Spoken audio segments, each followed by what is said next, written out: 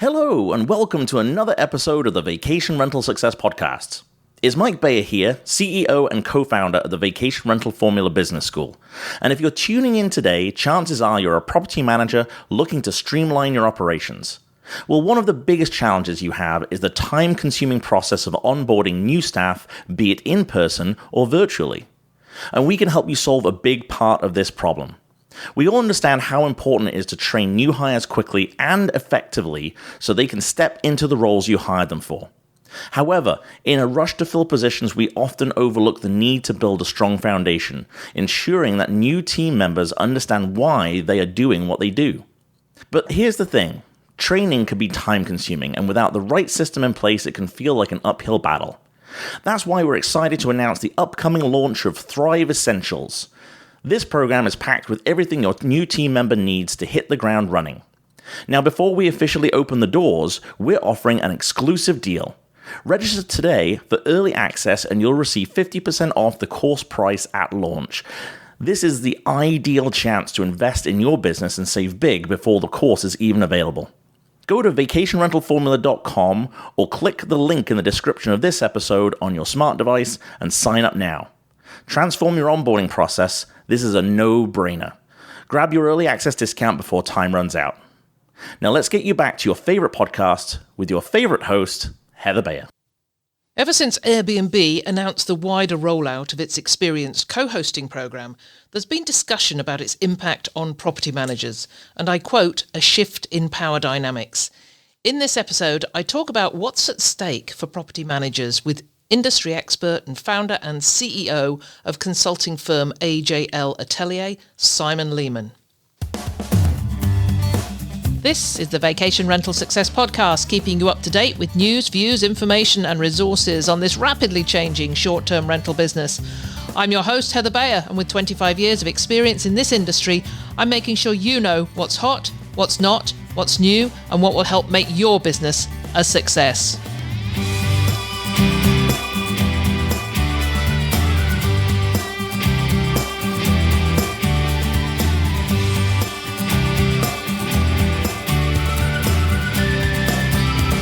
Hello and welcome to another episode of the Vacation Rental Success Podcast. This is your host, Heather Bayer, and as ever, super delighted to be back with you once again.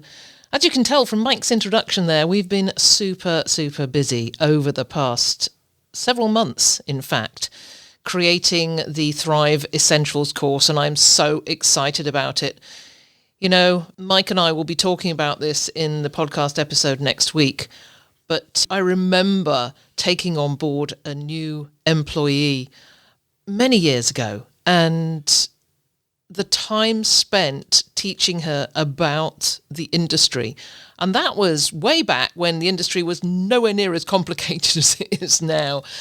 And I remember searching everywhere for some sort of a course that she could sit down and do in her first week, which would give her all the background to the industry, give her some idea of what it meant to be involved in the short-term rental or vacation rental in a management company. And that, of course, was absolutely nothing. We ended up with a tourism and travel course, which was incredibly expensive, and taught her all about how to book cruises, very little about short-term rental accommodation. So that's one of the reasons why we wanted to do this, why we wanted to create this starter course for anyone that has never been in the industry before, but would like a little bit of a jump start into it. And we see it as having, two real benefits. One is for the people who are thinking about starting a career in short-term rental and vacation rental management. And the other, of course, is for property managers to help them with that onboarding so that when they start a new hire, they either come in with this information or they get the course to work through in their first few days, which will give them all that background information, saving so much time on behalf of other people within the company. So you will be hearing much more about this over the next few weeks, but that's what's been keeping me busy.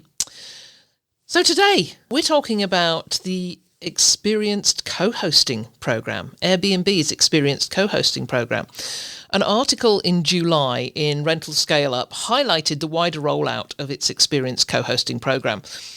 While the co-host platform has been in place a couple of years, this expanded version aims to provide a more streamlined and efficient way for hosts and professional property managers to connect. And I quote, "By explicitly welcoming professional short-term rental managers, Airbnb is signalling its recognition of the vital role professional managers play in the short-term rental ecosystem." Sounds good, right? Then Thibaut Masson followed this up with another piece in Rental Scale Up in late August, where he says, Airbnb is positioning itself as more than just a booking platform. It's becoming a comprehensive ecosystem for property management. By connecting small property managers and co-hosts with homeowners, Airbnb is facilitating business growth entirely within its ecosystem. However, this also creates a stickiness factor, making it harder for small property managers to leave or diversify to other platforms. The competition for basic property management services is about to heat up, and those who adapt quickly will thrive. Then following Thibaut's article, Simon Lehmann, who is an industry expert and founder of the consultancy firm AJL Atelier, wrote on a post in LinkedIn, and he said, Airbnb's co-hosting model is a sleeping giant, poised to radically alter the professional property management landscape. The lack of discourse in the short-term rental industry is surprising, given the potential for co-hosts to capture a growing slice of the market. Property managers who don't recognise the potential of this model risk being left behind in a rapidly changing industry. Simon's joining me today to talk about what's at stake for property managers as this platform is formally launched. You don't want to miss this conversation.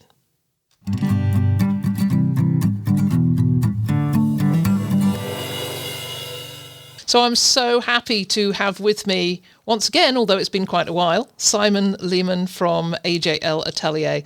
Thank you so much for joining me, Simon. Such a pleasure to have you back on the show. Thank you, Heather, and the pleasure is all mine. Yeah, we haven't seen each other for quite some time.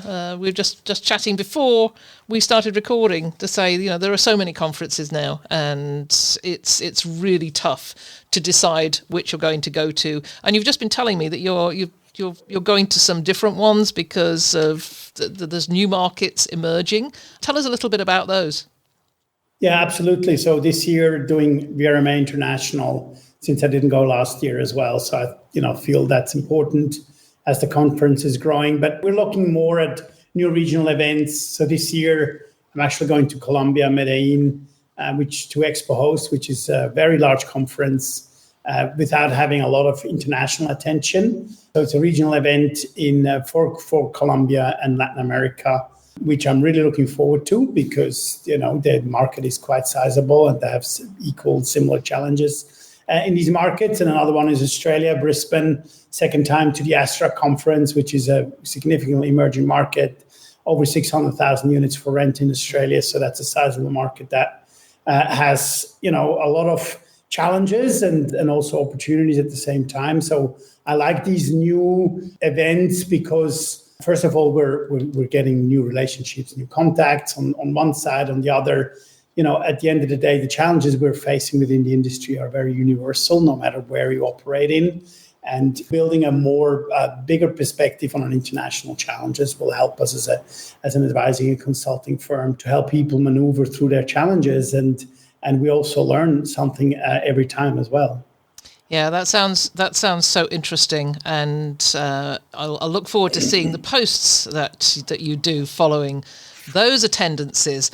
But in this session, I wanted to talk about something that sort of came on my radar back in July when Rental Scale Up did a post about the experienced co-hosting platform on Airbnb, and then that was followed up by a lengthier and very interesting post from Thibaut Masson towards the end of August. And then you took that up in early September with a post on LinkedIn. Now, for listeners, all of those links are going to be on the show notes. So it'd be useful for you to go back and see the origins to this discussion, because we've got a lot to unpack here. And I wanted to kick off, Simon, with just a short discussion about what this rollout of the new experienced co-hosting platform actually is? Because there's been co-hosting going on Airbnb for a long time. So what makes it different? What's different now? Different packaging, I guess, as well. I mean, Airbnb is one thing that they're very good at is obviously marketing as well and how they position their product and create a conversation around it. But I think before I can go a little bit deeper, I want to start once again also for the audience to sort of think about where we're coming from between rent by owner, operating rent by owner, more individuals versus professional managed inventory, right? And I think one thing we have to also be clear about is that over time, when we look at our entire inventory that has been listed out there in the marketplace, has not had significant shifts from individual managers to professional managers. And obviously, it's interesting to see that any initiative that tries to disintermediate the professional property management industry, which we are focusing on as AJL Atelier, is something that triggers our interest quite significant. I mean, what we're all about at AJL, and we're telling that wherever we have the opportunities, that one of our key objectives is to help professionalize the STR and property management industry on a global basis. That's what gets us excited, and that's what gets us up every morning to help professional managers to run a better operation. Whereas individual homeowners and RBOs have always been around, and they're getting different opportunities to manage their inventories and everything else. Now, let's face it, Airbnb has launched several different other products in the past, such as activities and things like that. And you know, anything besides their core, which is still the marketplace, has not had a significant success. Let's put it this way, right? We have, you know, you can do a lot with Airbnb as a platform. OTA has been a conversation, flights, tours and activities, you name it. You can do a lot of things, and Brian Jeske always alludes to that in some of the interviews. He's still thinking about it, right? But the co-hosting product, for me, is once again an additional product that they felt we can leverage with the community that we have built to help others to manage properties. And of course, that raises the immediate question, how can that disintermediate the professional property management business at a far lower commission level and do it equally good as a professional property manager? Is that a particular threat to our industry? And if so, what do we do about it? And or is it just a hoax and it's not going to work? Tours and activities, you know, anything that relies on the service of an individual is a challenge because you can't manage that person apart from incentivizing that person, right? So if you offer a sushi cooking class on your listing, well, great. If you don't rock up, it's a bad experience, right? So it's individually managed, it's individually taken care of, and the co-hosting platform is the same. Yes, you have ratings and everything else, so you're motivated to do a better job, but at the end of the day, it still relies on an individual that delivers a better service or a service for somebody else. And if that is not delivered in a professional manner, then it doesn't have scale. So you mentioned that this isn't being talked about enough, and it's a sleeping giant. And this new model is shifting the power dynamics. Can you give a bit of background to those statements? Yeah, I mean, you know, we can differentiate between practical and theoretical. If you think about the community that Airbnb has built, and theoretically the power this co-hosting offer has is actually quite significant at a far lower cost than a professional property manager can take in terms of commission today. What is your gross margin? What is the take rate of a professional property manager? Anything between 20 to 30%, depending on leisure and urban markets, et cetera, and destinations. And co-hosting can potentially be done a lot significantly cheaper for property managers, for property owners. Therefore, it can potentially have an impact to the professional property managers to lose inventory to Airbnb co-hosts. And that's where the threat is. And what we have connected with that is one thing that we still haven't done well in our industry is communicating value proposition to homeowners in general. People just don't know what's behind to run a property professionally. And you're the last person I need to tell you that, what professional property manager is all about and how much is behind the scenes that homeowners normally don't see. So it's easy to offer a product that from an outside seems to be capable to disintermediate the professional property management industry. But is it actually going to work at scale at a far lower commission rate to really be a threat to the professional property manager industry, I would question that. What we're saying as consultants is we are here to bring these topics up to the conversation and start having a look at it and build plans and strategies around what would that mean for me as a property manager if that potentially becomes a threat, and what can I do for that not to become a threat? Is it going to become a threat for the time being while the industry is still hyper-fragmented and continues to be so? I don't think it's becoming a significant threat to the professional property management industry, to be perfectly honest.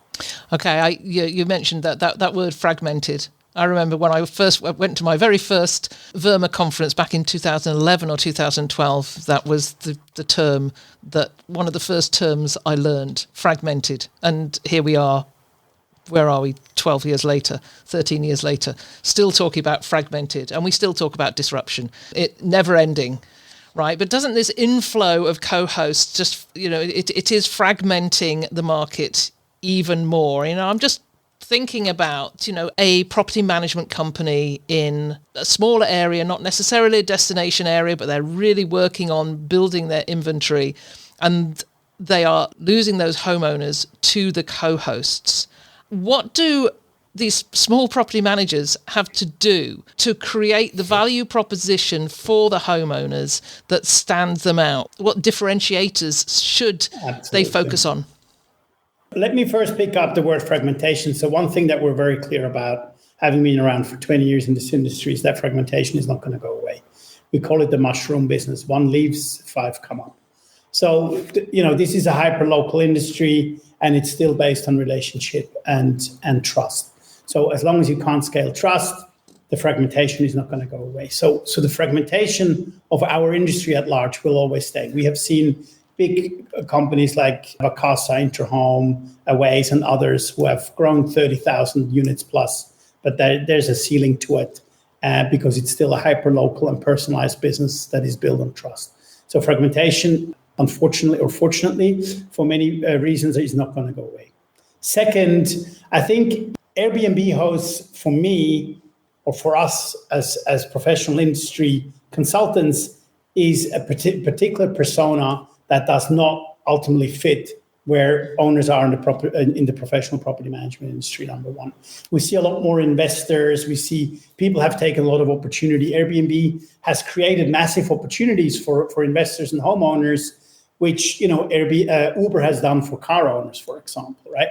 So we created a marketplace which has become ideal, but this doesn't mean it will continue the same way all the time, right? And it's very opportunistically driven. Hey, I buy a unit, I flip it, I do Airbnb, and it grows really well. I take the second, the third, or I manage some others. Interest rates come up, these units disappear. Regulation comes up, these units disappear, and then business will come back again. So for me, the professional co-hosting program is far more volatile because it's opportunistically driven for homeowners and real estate investors than somebody who needs a property manager to run the property that is owned by the family, has been within the family, is not an investment property, has totally different values to the people who own it, etc.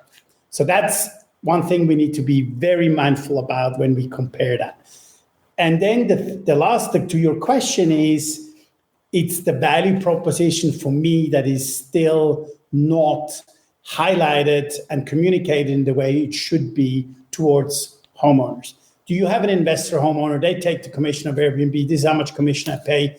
And then so this is all of an Excel spreadsheet calculation. On that basis, we make decisions. One thing we should also not forget, and I think that's a key element we have not talked about, quickly touch on, if you a co-host or if you run a co-host program on Airbnb, this implies immediately you have a single channel distribution strategy. Mm-hmm. So this for me is limiting significant this conversation, because ultimately I personally would never invest into any property manager that only uses one channel for distribution. So if you use a co-host service of an Airbnb, this implies that you will only use Airbnb as your distribution strategy, as your distribution channel, which means you potentially miss out on other bookings. Booking.com is growing market share in the United States. There's Expedia, Vrbo. There is meta search platforms, especially in Europe. In Europe, you cannot go with a single distribution strategy especially with companies like Hollydo and Home2Go and Booking.com, you'll miss out too many opportunities. So that alone will be have a decisive factor should you go with the co-hosting program of Airbnb, because you then are basically bound to have a single channel distribution. So coming back to the value proposition, one thing that general homeowners who are not familiar with the property management industry are not really aware what kind of services a property manager and what kind of chores that they're taking care of on behalf of their owners and properties. And I think that's something I have criticized a long time. For 6 years, we're running AJL, that we're still not good enough to communicate our value proposition to homeowners and really get them to understand how do we justify a gross margin of 20 to 30% of taking care of their property, because at the end of the day, we're asset managers. And that's something that we still need to get better at. We have data at large. We have so many sources to tell a homeowner, hey, this is what we're doing. We've just consulted a property manager just recently, and we created a newsletter for them so they can communicate all the things that they have basically done on behalf of their homeowners and their properties. And some of the owners were overwhelmed. They didn't know they had an office. They didn't know what they paid for running their websites and marketing. And hey, we invested another significant amount in better bed linen and things like that. And that's all things that we need to be proud about as professional property managers on one side. But on the other, we need to make sure that message arrives with the homeowner and he doesn't compare us with the commission of an OTA versus the services we provide. Yeah, that's such an important point about, conveying what you actually do. And I think you can get so insular in the business that you're just out there collecting new property owners, and I'm just going to go put the listing up, do the photos, and away we go. And I'm very glad to have you. But when that starts dropping off, when those new owners start dropping off from coming into the inventory, that was always, to me, the first thing that I thought of when that flow began to dry up was, what are we telling our owners, or what are we not telling our owners about what we do? And changing that had quite a dramatic effect. It also created a better relationship because it was more transparent, it was more honest. And we weren't a Vacasa, we weren't an Interhome. But that brings me to another question. You talked about Vacasa and Interhome being these massive, massive companies, and then you've got the very small co-hosted property management. At what point does a property manager come to that point where they lose that personal connection, that relationship with their owners? And can they do something about that as they scale? I think they can. There's some great examples out there. And if I can do a shout out, I can probably do it for somebody like Tom Goodwin. Yes.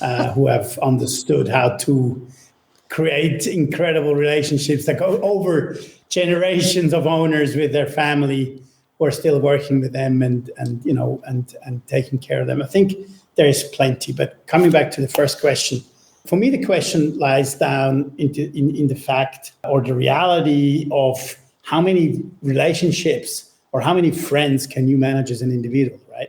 And then I say managing 100 relationships is pretty challenging.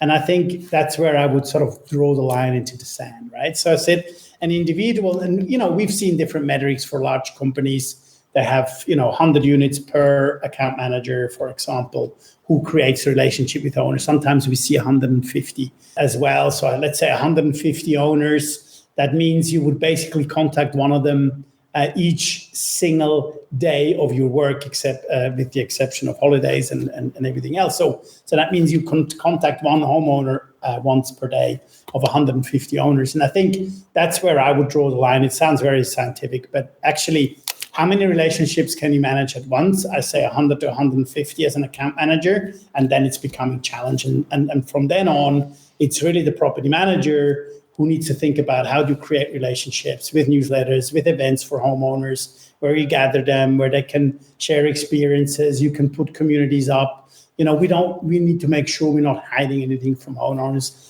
Homeowners have been spoiled the last few years, and it's becoming even more challenging now as the market softens and we see lower ADRs and we see lower occupancies. Homeowners were spoiled, they get very nervous now. So the churn potentially goes up and the homeowner says, I'm going to move because I'm not happy with it anymore.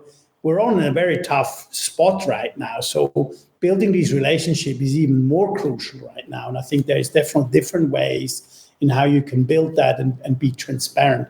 If you look at, one thing I also want to mention, if you look at the technology stack within the vacation rental industry, we have any type of technology we can think about, from noise sensors to door locks to PMS, channel manager, revenue manager, you name it. How many of the tools out there that we're providing currently or we're actually using to run our business are owner-facing tools? Mm-hmm. None. We have built a vacation rental technology landscape at AJL called the tech landscape of STR. And if you look at 22 subverticals of technology, not a single one is geared only for homeowner purposes. So that means we need to include our homeowner more also into our tech stack to be transparent. And that can include anything: services, real estate prices, interest rates, financial services, any data related to the property and the competition. So creating more transparency builds trust. And I think we will want to see more owner-facing technology platforms that builds on that relationship as well. Yeah, you mentioned trust a couple of times, and then you'd mentioned Tom Goodwin and Mountain Laurel Chalets. I was just on his website the other day. I'm doing a presentation about trust and values, and it seems that Tom and his team, Tom and from the family history of the business, they've built up the values that they operate by, and having those. And they walk the talk, as you mentioned, having these amazing gatherings where they invite not only their own homeowners, and this is where I think Tom gets really clever. It's not only their own homeowners; they invite everybody, other homeowners, come along and have dinner and have a party and network with everybody. Just such a terrific way of running a business. But to me, what comes out of that creates trust, and trust is the cornerstone of everything we do. And my question is that how do property managers go about building more trust with their owners? Because I think they've got this huge potential to create the trust that has them saying, okay, this company's been around for a while, they've got a number of properties, I'm trusting them to look after my property, perhaps over the person who's just managing one or two or three of their friends' properties and is expecting to take theirs on as well. How can they develop this trust with the owners? Yeah. I think the way to answer that question is what makes me trust someone. That's the way I would approach that and say, okay, what takes me to trust this person, and I want to do the same to these owners, right? So if I consider myself a property owner, which I am, but I'm doing self-management, is I want to get as much transparency as possible. A lot of homeowners don't think they get a fair share. They get a fair deal in relation to pricing, in relation to commission, in relation to occupancy, ADRs, et cetera, et cetera. So the homeowner always thinks something is missing, you're deducting too much for maintenance, you're doing this, you're doing that, you're doing the other. And I think what helps me is it's like you're bringing your car to the service and you pick it up again. Nothing has changed on the car. It just has potentially new fluids inside and new oil and everything else. And you trust that garage that actually changed that oil, right? Have you ever made sure that actually changed it or not? Probably you haven't. Right. So I think that's how I would approach, and that's how we advise our customers to build relationships, build on transparency, and transparency creates trust. I think data in general, market data is underutilized in building this trust process, that where we're actually sitting down with homeowners and building that relationship and build that trust. Now with artificial intelligence and other tools, we have incredible opportunities to build even more trust because we can support that with data that is available out there. Like, for example, how can you analyze photographs and give a feedback to a homeowner about the quality of the furnishing and things like that? Another one that is still underutilized in general in the industry, there's still property managers who don't share reviews with their homeowners because they're scared of leaving, right? right? And that for me these are all trust elements. So there's many different trust elements that help to build this relationship to the homeowner. Transparency is all about, there's no lie, it's straightforward. And I believe homeowners overall react better than that they find out that they've been wrong done by because of commission, higher maintenance costs or whatever it is. I think transparency is the key. And then, of course, results are the ultimate goal, to deliver results, but they need to be managed in the right way. And expectation management is extremely important. Especially when property people are out there acquiring properties, they always promise everything and then they come on board and then the bookings don't come in. I think you need to have people who they can contact, they can ask questions, they give feedback. And then I think we can do a lot to improve that trust level. And once again, especially now, after we have seen incredible years, it's going to be more important than ever. And I remember the closing remark, and it's been a while ago, I think last year at DARM conference, Jason Sprankle from Key Data closed the conference and said, if you don't have a relationship with your homeowners now, you never will. Mm-hmm. So I found that an incredible comment to tell the guys, hey, it's about time for you to take care of these owners because they're going to get nervous. Yeah, I think that's where things maybe changed. I remember in the early days of my company, back in the 2003, 2004, the only way to bring owners on was to create a relationship and to find out what we had in common and have conversations about children and pets and just create that rapport.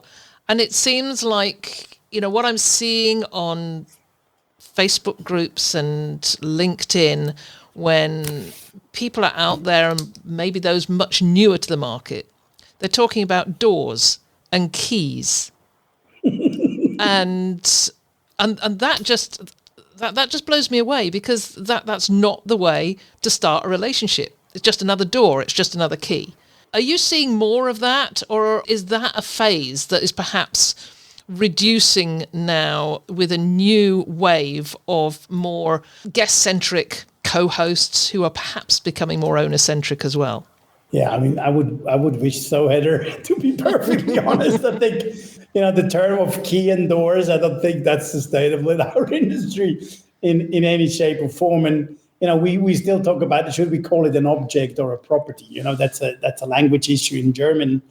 We say object. An object is an object. That's not a property. But for somebody who owns a castle and has worked all his life for it to have an apartment somewhere in the Swiss Alps, it's his castle, right? So I think that's not sustainable, and we need to think about where is that term coming from. We have clearly seen very disruptive models from new companies coming in, especially in the urban markets. Let's face it, they've done an incredible job in doing a lot of automation and process automation and getting things, more efficient, revenue management, the way they use tech, especially urban operators. And I think that's where the term more came from, more from the leisure industry, to talk about doors and keys. In addition to that, I think the homeowner structures is slightly different, where in certain urban markets you have more institutional owners, so they don't care about properties, they care about doors and keys. And if they take an apartment over with 50 doors, it's 50 doors, right? Because it's one institutional investor that owns that place and rents that out. So I think that term would come more from these urban markets where you deal more with institutional owners, and therefore doors and keys. In the leisure and vacation rental industry in general, I don't think that term is not sustainable in any shape or form. We still talk about properties, and that's what we manage. And I think doors and keys are definitely more for the urban markets and more in the institutional investor side as well. Yes, yeah, I heard it was quite recently, and it was in the Orlando market, and that just struck a chord with me that this was still out there, and it seemed a little bit outdated. But I understand about that urban environment. You mentioned, and I this is a quote from you about property management companies need to leverage tech to deliver value and efficiency, which helps them to stay competitive without sacrificing quality. Yeah. Just expand on that about the leveraging of tech. You've mentioned how much tech there is out there from one who started with tape charts, fax machines, and checks coming in the mail, it's all a bit overwhelming now. But what is the best way for property managers to leverage tech if they've got wider distribution? Maybe they are working within the experienced co-hosting platform, but they are distributing out onto many other channels. They need that tech. What is the leanest way? Is there a lean way of leveraging tech? Yeah, that's a fantastic question, Heather. And, technology has been definitely overwhelming. We have created a very complex ecosystem, very heavily verticalized, over 25 sub-verticals in tech. The average PMC is using, 6 platforms to run its business, excluding general IT infrastructure as well. So yes, it has become overwhelming.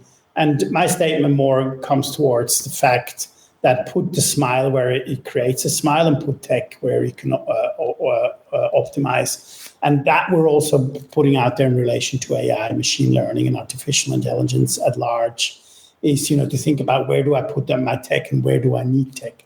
I think it really depends. You can overdo it. For me, it's always a balancing act in terms of size. What is your goal? What is your strategic ambition in general? Where you want to be with your business? What is your growth strategies at 100 units? Is it enough? Is it 500 units you want to continue to grow? I think all that has a direct impact in how you build your tech stack and what kind of technology do you source and how efficient you want to be. I think, and in addition to that, I think that's the first question we ask when we come through the door as property managers. Are you guest-centric? Are you host-centric? And what would you really like to do with your business? What is your business stand about? If somebody tells me I'm a low-touch business, I don't want to see any guests and I don't want to have anything to do with him, well, then it's clear what you need in terms of technology. If somebody says, hey, I want them to have the best experience, I want to be there for them 24/7, I want to sell them stuff, I want to take care of them and have the most unforgettable experience, well, you need maybe more resources than technology versus technology and resources. So I think it really depends what your overall strategy is, where you want to be with your business, what is your growth strategy, and then you can define what your technology is. At the end of the day, I think your base requirement that you have instead of the fax machine and the pin board is that you have a PMS which runs through your bookings, and you have a multi-channel distribution opportunity, and you have a revenue management capability, and then you really have covered literally most of what you require. And then the rest is really up to where do you put the smile and where do you put tech, and what is your overall objective as a business from a strategic standpoint will define what your technology is going to look like at the end of the day. Yeah, that tech stack. I remember when it came around to selling our company, and that was the point where we had to look at the tech that we had, and it was quite amazing the amount of platforms that we'd bought into and never utilized, and that made quite the hefty tech stack and a very expensive one. Yeah, this is an interesting one. This is so the Microsoft effect. Everybody has Excel, but the average user is using 5% of it. Right. So you need to think about what is really what you need. I mean, I am still flabbergasted and I'm amazed how many PMSs are out there for a business that is actually universal from Australia to Southeast Asia to Europe to America to Latin America, right? So I can't believe that there's hundreds of PMSs, and I can't believe there's thousands of property managers who manage to do the business different from each other. It just boggles me, right? At the end of the day, we're connecting guests with owners. We need payments. We have cleaning. We have maintenance. And that's it. So it can't be that hard. And definitely technology companies have made a lot of money with making it very complex for ourselves to run our businesses, to say the least. I think that's a great way of putting it. I remember going through that process of looking for a new PMS. And coming to that realization that, hey, they're all the same. They really are. And, it just comes down again to the relationship. Who do you feel happier with? Because they're all offering the same. I want to know what the relationship's like and what the support's like, and that's about it. The rest is going to come. As we think about wrapping up this, I want to talk about what advice you could give to property managers who are looking to scale at the moment. I think we've covered a covered a few things. But before I do that, coming back to just a quote from Matt Landau, there was a comment. He said, the challenge with co-hosting, especially in certain markets, is the lack of professionalization. In competitive environments, co-hosts may struggle to deliver the same results as professional property managers. While the co-host model may be a cheaper solution, the service quality often requires a level of professionalism that many co-hosts may not be able to provide. Again, it comes back to fragmentation. What do you see in what Matt said? Do you agree with that? It's an interesting one. But on that one, there's no question. I wholeheartedly agree with Matt. There's no question. I mean, this is exactly what I meant earlier in our conversation. This is opportunistically driven. Okay, I can host one property, I can host somebody else's as well. No, that's not the fact, right? And it's driven by opportunities to say, okay, I can make another buck out of this. So instead of just running mine, I run somebody else's, and then somebody else's complexity arises. Are you able to manage this additional complexity when you have all of a sudden 10 units to manage with cleaners and maintenance and everything else? This is an interesting a fact, and we know that for a long time while we're looking at data. It is clear that single hosts have higher review scores than property managers. This is not a secret. It's a fact. Running 100 units in the same quality and running one unit is obviously not possible. So it's no big surprise that property managers have on average lower review scores than a single property owner or running 5 units. And that goes exactly into the same conversation that Matt is raising here. Can we do that at scale? It becomes more challenging. And I think that's exactly what is happening. And it doesn't mean that you can run it equally better or even better than a property manager as well. As we've gone through this discussion, it's coming clear, and I don't know who mentioned this, but said at what point is a co-host just another property manager? Are we just talking semantics here, or is there something else there? Because as I read through all those comments and your article and Thibaut's, it just felt that once you get beyond 5 or 10 properties, we're all property managers. Yes, I guess we are, but I think there's more to it. What does being a co-host, coming in as a co-host, probably shows you a different way in how we look at the professional property management industry as a whole. That's my view, very clearly. So running one unit doesn't mean you can run a property manager has a lot of additional challenges to think about and gets engaged with the community, regulations, a lot of other bits and pieces that an individual co-host might not even think about or having to worry about at all. So I think as you grow your supply and inventory, your complexity increases quite substantially. So I think there's a clear differentiation. This is not semantics. I think a smaller host who runs a few units, he can stop tomorrow as well. Let's not forget that. How big is that dependency as well? Because the money is in the assets and not in the actual making money from the service business, right? For a professional property management company, he makes a living because of him being a professional property manager. He makes a living, he pays a number of staff and his family and his upkeep and everything else. A co-host potentially makes money more with real estate and maybe even a day job. So his commitment or his or her commitment to the business is definitely different and has different complexities. So I would clearly separate that. That was interesting because there's a couple of commenters on your article who are clearly in the property management area with 30, 40, 50 properties, still calling themselves co-hosts. So I'm coming back to my last question because I got squirreled out on asking that. What advice would you give to property managers who are looking to scale in this current landscape? Is there still room for growth, or are we headed towards some sort of consolidation? But I think we've dealt with that question. Yeah, that's it. Yeah, I wouldn't use the word consolidation anymore. I've used to in the past quite actively. I think that has left my vocabulary. for many different reasons, because it's the mushroom business, even on existing. Okay, thank you. I mean, and thank you for clarifying the mushroom thing. I saw the exchange that was going backwards and forwards with Richard Vorton and yourself talking about mushrooms, and somebody came in and said, what is this mushroom thing about?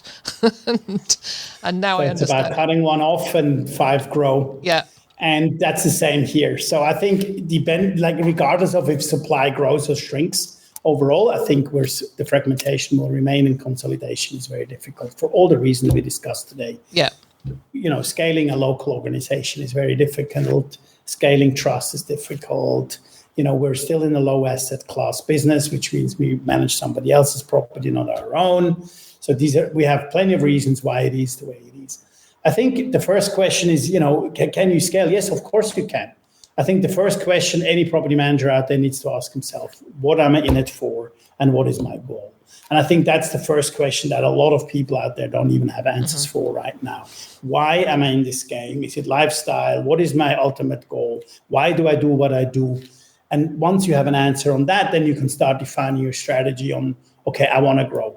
A lot of businesses, while ADRs are compressing, while margins are compressing, you're economically forced to grow your business to scale, right? Because you need to have more units to make the same amount of money. And therefore, you get more pressure to grow. So it will become more competitive. But I think you need to answer yourself, what you're in it for and what is my end game ultimately to do that. I think there's too many companies with no strategy, no plan, who are just in it on a day-to-day basis, in the hamster wheel, and say, this is what I've been doing. It's been running quite well. When things are not running well anymore, then you start asking yourself a lot of questions, and you get really nervous, and you get worried. And then because you don't have a strategy, you start to struggle. So I think to build a scaling strategy, you need to think about what I'm in it for and what is my plan to do, and what is my ultimate goal. And then you can start scaling and you can differentiate. And I think that's another piece which I find in a way quite logic, but even underestimated. When we talk to a lot of property management companies in a specific market, they know very little about their own competition. And talk about how do you differentiate your services, what sets you apart from the local competitor, what makes you better. And this is not the answer of I have a better team. It's a lot of other things that you can potentially differentiate yourself. And so there's a lot of things you can do, but scale is definitely an option, but you need to have a clear plan to do so, and then make sure you focus on these execution as well. So that segues quite nicely into just asking you what AJL does and how you can help companies that are maybe struggling or having these challenges at the moment. Yeah, absolutely. That's what we love about AJL. None of our customers is the same. So any challenge we're facing with any property manager that we're dealing with is different. So our customer base is very diverse. Our largest customer is one of the top companies in the world. My smallest customer has 40 units under management. So this is not about size. This is about how eager and interested are people to professionalize their business and move forward and seek professional help and support, such as AJL Atelier. So we'll help whatever your challenge is. Do you want to think about outsourcing or insourcing your laundry? We can help you calculate that and make a decision. Are you looking at growing? Are you looking at expanding into new destinations? Are you looking at increasing your financial hygiene? Are you planning to sell your business in a couple of years? We tell you which strings you need to pull and optimize your business and get it ready for an exit. We can help to sell your business. So on a property management level, there is literally nothing that we can't support you with. We can help select your tech stack, make decisions on the right technology to serve your needs. We can help building management teams. We can help finding resources for you as well. So we're very diverse because we live and breathe this industry 24/7, and we understand what the pain points of our customers are. And with the experience of our team, we can help mitigate these challenges and risks, and that's what we do. Well, I will make sure that Simon's information plus the information on AJL are on the show notes, so you can go and check that out. Simon, it's been an absolute pleasure talking with you. You are such a fount of knowledge and expertise, and it's always a pleasure to hear you. I always learn a lot. So thank you so much for joining me. Thank you so much, Heather, to have me as well. I thoroughly enjoy our conversations every time. It has been a while, but that doesn't mean anything. And hopefully I was able to give some good input and everything else. I'm more than happy to help anybody out there to take the next steps in this incredible industry.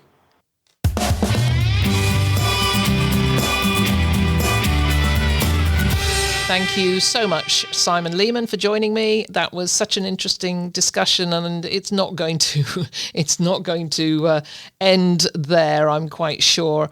I'll be very interested to hear from those of you who are listening, who are perhaps co-hosts or who are property managers and are feeling the challenge of the Airbnb experience co-hosting platform coming at them. Let me know, are you experiencing issues with acquiring new owners or retaining them, or delivering that value proposition to them? Anything. I'd love to hear from you. You can email me at heather@vacationrentalformula.com. I will respond. Or go to the Facebook group, The Business of Short-Term Rental and Property Management. That group has grown so nicely and organically over the last 4 years. We've got coming up on 5,500 members. And I happily say, hand on heart, that I have never had to ban anybody or admonish anybody for poor behaviour in that group. And I see so many other groups where conversations disintegrate into, they go places where online conversations shouldn't really go, and certainly professional online conversations shouldn't go. I am so happy that my group is not like that, and everybody is so incredibly supportive of each other. So if you haven't found the Facebook group, The Business of Short-Term Rental and Property Management, please go over there and join. I will be there to welcome you. So that's it for another week. As I mentioned at the outset, we are getting ready to launch our Thrive Essentials program. And gosh, we've worked hard at it. It will be a work in progress. It's going to go out and be piloted by some companies and some individuals, and then we will tweak it and we will change it. So if you actually go in and register and buy the course, it is for life, and you will get all the changes and any adjustments that we do to it over time. So don't forget that. How would I put it? It's not set in concrete, if you like. It is a course that will be evolving over time as we get feedback, and a bit like a piece of software that gets updates. We will be doing updates. We will add in new features to it, new lessons, new resources, and if you buy into it, then you just become part of our community of professional property managers and co-hosts. All right, that is it for this week. I've thoroughly enjoyed this episode and look forward to bringing in the next one, which is a conversation between me and my business partner, and that's my son, Mike Bayer, where we'll be talking about the challenges of bringing new people into an organisation. So I look forward to being with you then. For now, enjoy the rest of your day, and I'll see you next week. It's been a pleasure as ever being with you. If there's anything you'd like to comment on, then join the conversation on the show notes for the episode at vacationrentalformula.com. We'd love to hear from you, and I look forward to being with you again next week.